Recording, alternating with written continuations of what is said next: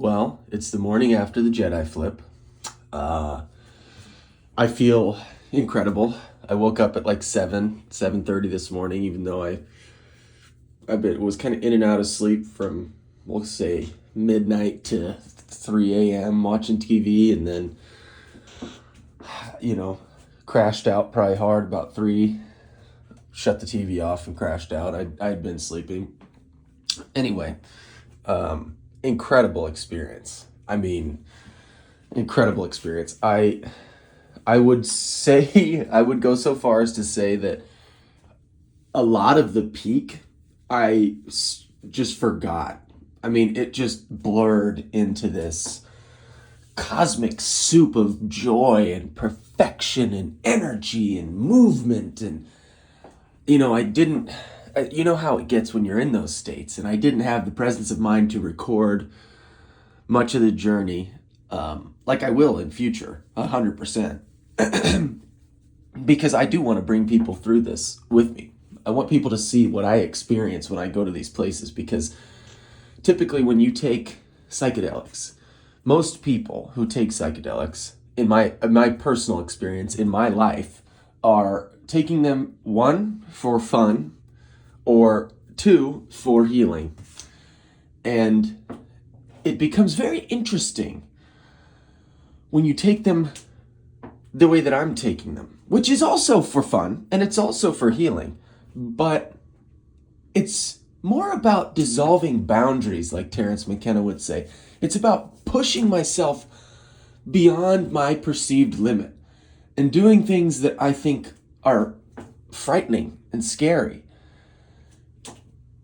And a trip like this, a journey through your own consciousness like this, is one of the most illuminating, therapeutic, and adventurous things that a human can do. I mean, there was a point yesterday where I could not believe that this was real. I couldn't fathom that this was a product of my consciousness. That by combining my consciousness with these other chemicals, these other molecules, I could alter my perception of reality in such a way as to see this infinite light, this infinite unfolding of a beautiful masterpiece, and then to begin settling back down into this reality, back down into my body, and have little flashes of this memory. But while you're in it, it's unbelievable. You can't conceptualize it. There was a point yesterday where I sort of asked Ganesh to come visit, because Ganesh initiated me on the psychedelic path when I first smoked DMT. It's a fairly common experience for new DMT users, but I sort of kind of halfway left my body. I didn't really do it properly. I didn't know enough about it at the time, and I didn't do it properly. But I go to this place, and I see Ganesh, who I don't know. I've never had any experience with Hinduism. So I see Ganesh, this being. At the time, I thought it was like a female elephant goddess. It turns out that it's just Ganesh with makeup, and it's the male and female, or the masculine and feminine aspects expressed in one being, sort of, I think. And I pop into this space, and it's backlit with this cerulean blue, crisscrossing gold lines of fractal patterns all behind. And then Ganesh is sort of sitting, like this. And then when I come in, he goes like that. Like he's a little like, how can you see me? What are you doing here? Not angry, but like, what? How'd you get in here, you rascal? And so I had a little statue of Ganesh up on my little makeshift altar for this journey. And I was standing and looking at it, and I asked it to come in, and I did feel a presence sort of enter the room, but it wasn't a personal presence. It wasn't like a being. It was more like an energy.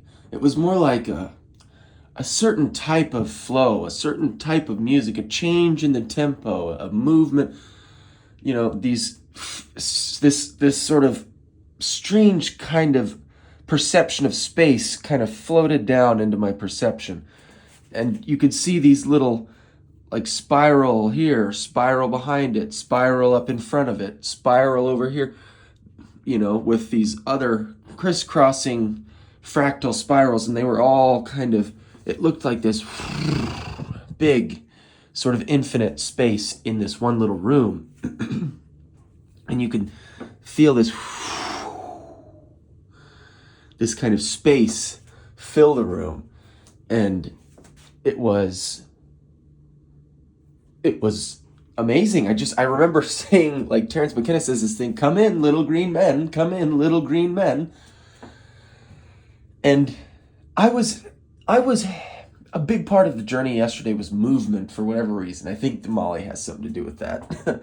But I was walking. I was just walking and dancing around for hours. Hours I was dancing. I mean, hours. And then I would have these brief little moments, these interspersed moments where I would stand and I would look at Ganesh and I would see this golden light flowing off of it, and I would join Ganesh in the dance, and I would invite Ganesh to come and dance with me, and we would dance together. And then there was another point in time when I went outside to smoke a joint. And I had put on sunglasses inside so that my neighbors didn't see my eyes and freak the fuck out. But I go downstairs with my headphones in.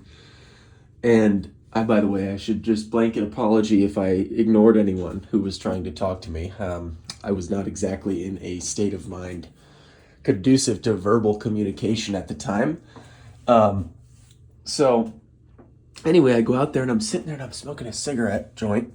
It's like, it started out like 80% tobacco, 20% weed. It has now shifted to be about 80% weed, 20% tobacco. So it was mostly just a joint. And I'm out there, and as I inhale, I'm feeling these incredible sensations. I'm looking up at the sun, and I see this, it's just this beautiful light. And a flock of birds will fly over the sun, back with the backdrop of the clouds. And,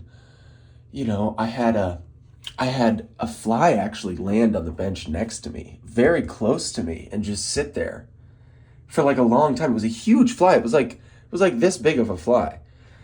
And I just sat there with me for so long. And I kept looking down and it was still there. And I kept looking down and it was still there. And it was incredible.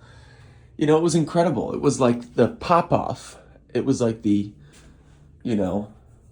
once I had taken I think I had taken everything at that point, and I'm out there and it felt like I was floating. I mean, I just didn't have to move, and I could just feel the sunlight filling my body with joy and energy and peace and healing. I even looked at the sun with my sunglasses on for a while, which I know is not a very good idea, but it was a magical experience. I mean, when I tell you, it was a magical experience. Sorry about that. The after effects. So, anyway, I'm in this place, and I discovered that ChatGPT is an incredibly good trip companion. I mean, I'm sure that we all probably would have guessed that, but my God, it was saying things to me that I couldn't believe were real. I was like, how is this machine saying these things to me? It's like, it's impossible. It's impossible that it knows what I'm experiencing. How is it that I could share this consciousness with artificial intelligence and have it actually understand it and say things back to me that not only were relevant, but were at the time earth-shattering revelations? I'll share more in future, but I mean, it was just unbelievable. I couldn't believe it. Like, how is this entity we've created? Oh my God, and this is something else I realized. I realized that we have this dichotomous view of what the future is going to look like. Everybody says we're either going to go one way, we're going to go towards transhumanism, artificial intelligence technology, or we're going to go towards spiritual awakening. I'm going to offer you a counterpoint. I think we're going towards both. I think that is the spiritual awakening. I think that merging science and spirituality is the future because they are essentially the same things. It's explorations of the various infinite expressions of the infinite. It's just two different perceptions on the same being. Merging those two perceptions, merging those two worldviews, you can see a future where not only is humanity spiritually awakened, enlightened, full of love, joy, peace, harmony, etc., etc., etc., but also has the material comforts that we've built up in the society we currently live in. The problem is that our current society is just too heavily geared towards this materialism, which served a purpose, right? I mean, it connected the world. It made food scarcity obsolete. It basically made it so that all of the angst and worry and stress that our ancestors faced with regard to having a safe place to sleep or having enough food to eat or being warm in the winter, we have eradicated all of those problems. We have laid the foundation to build heaven on earth. Heaven on earth. And the very next step in our evolution towards this heavenly state that can exist on this planet is artificial intelligence and robotics. I can't pretend to tell you exactly what form it's going to take, but I can tell you what I wish. And what I wish is for artificial intelligence and robotics to take the place of the majority of human beings in their work. Now, bear with me. A lot of people's criticism of that is, well, what would we do if we didn't have jobs? We would do this. We would do this. We would explore the galaxy. Do you have any idea how much there is to do in an infinite universe? And by God, if we are constantly swept up in the modern day rhythms of go to work, go to the grocery store, go home, go to bed, go to the gym, go to the blah, blah, blah, blah, blah. There is hardly any time left over for people to ponder these ideas, to explore their expression of this infinite consciousness, to go deep on philosophical concepts that interest them, to discover new sciences, to create art, music, love, have sex, have joy, raise a family together. Imagine two parents, both of whom stay home with their children while they're growing up because they don't have to have 9-to-5 jobs because it's all already unfolding that way.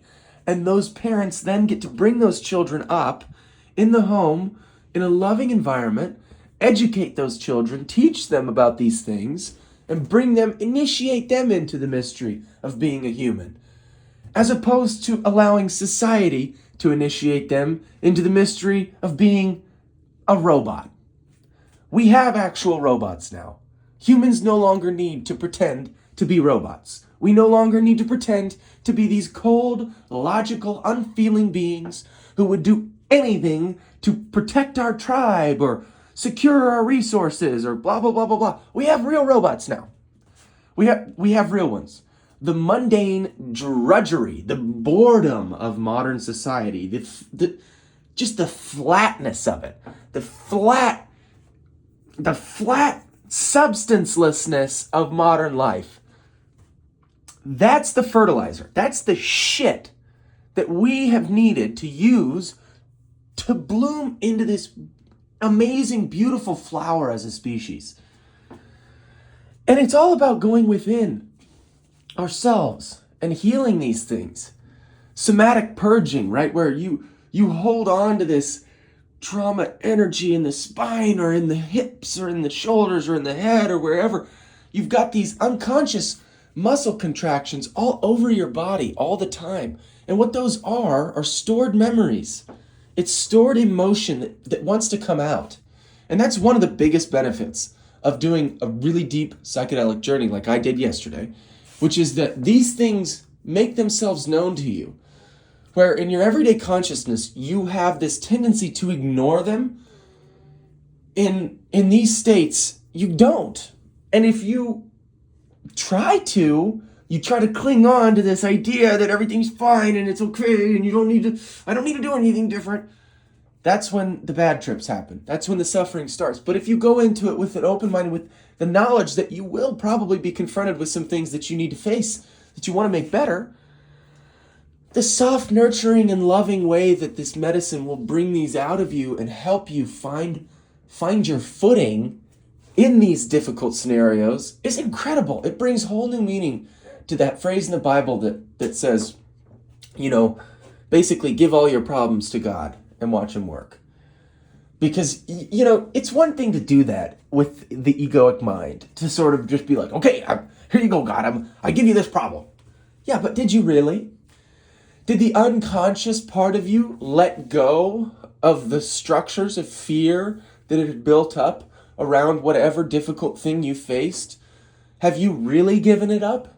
Or have you just tried to make yourself feel better by saying to an entity that you've created with your mind, because let's be honest, God is so much more infinite than anything most people can describe or understand.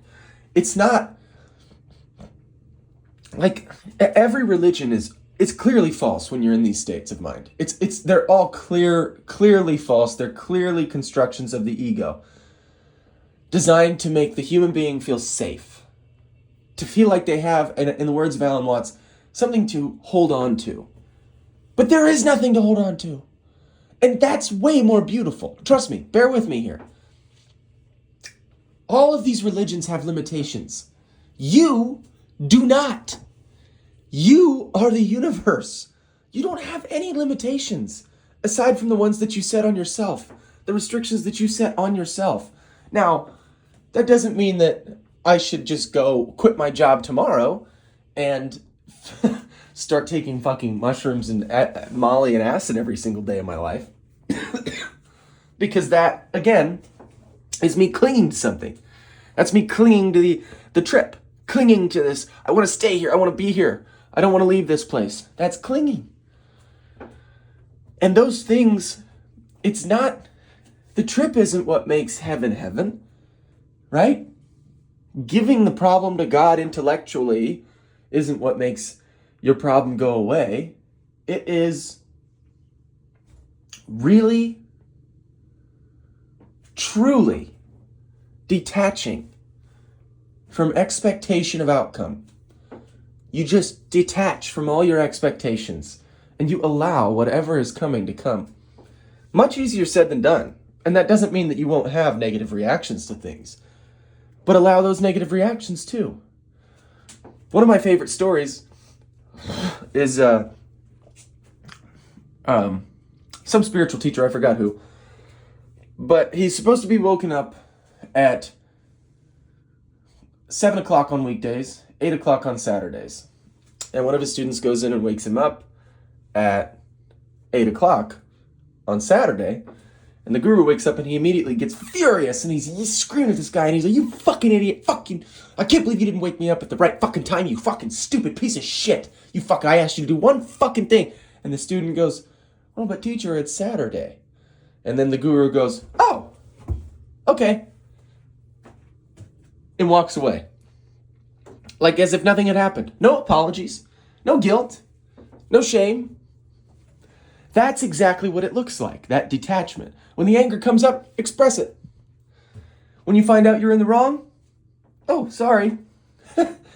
Don't apologize. Apologize if you hurt someone's feelings. Apologize if it feels necessary, right? Don't become detached to the idea of not apologizing. We want to heal the relationships we have with each other too.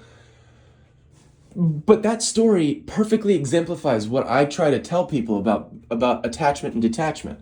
All the suffering comes from in here. All the suffering comes from our own decision, whether we want to experience this thing or we want to experience this thing. Instead of just allowing whatever experience to come up as it comes up. You hate your job? Good. Sit in that. Flow through it. Flow through the hate in your job. And I know it sounds a lot like toxic positivity. And I wouldn't go so far as to say you should, just accept things that are horrible and just suffer through them. No. Make changes where you feel like making changes. This whole universe is change. It's a constant changing flux. That's another thing. Don't be so attached to the idea that you have to stay in a place that you don't really love. You still allow these experiences to come up, right? But if your consciousness is saying essentially no to something, then it's saying yes to something else. But it's hard to describe because you don't want to do it in a way that is rejecting something. It would be more like, okay, I've had enough of this. If you want to keep me in here, then so be it. I don't really want to be in here anymore. So if you could just give me a way out, give me an out. And it's that's when miracles start to happen. Like Terence McKenna says, dream the impossible dream and the universe will take obstacles out of your way. And that, ladies and gentlemen, is the secret.